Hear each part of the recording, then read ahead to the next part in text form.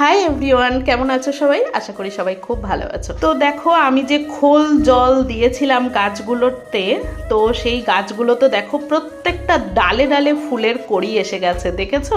তো দেখেছো তাহলে কতটা উপকারী এই খোলের জল। চলো, আমি এই টপের থেকে নিয়ে যে লঙ্কার দানা দিয়েছিলাম সেগুলোতেও দেখো কি সুন্দর গাছ হয়ে গেছে, দেখেছো? তো লঙ্কা হলেও কিন্তু আমি তোমাদেরকে শেয়ার করব।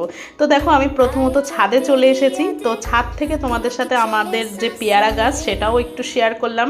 একবার পেয়ারা দেওয়া হয়ে গেছে, তো আবারও ফুল এসছে, আবারও হয়েছে।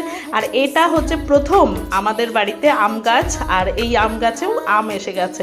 তো চলো, এই ফুলগুলো একটু কমে গেছে সেটাও শেয়ার করলাম। আর আজ আমাদের পাড়ায় শীতলা পুজো, কালী পুজো। তো কালকে শীতলা পুজো হয়ে গেছে, আজ রাত্রে কালী পুজো। তো সোনু এই গাছগুলোতে জল দিচ্ছে। আর এই দেখো, এই গাছটা কেমন লাগছে বলো? সব গাছেই কিন্তু খোল জলের প্রভাব আছে।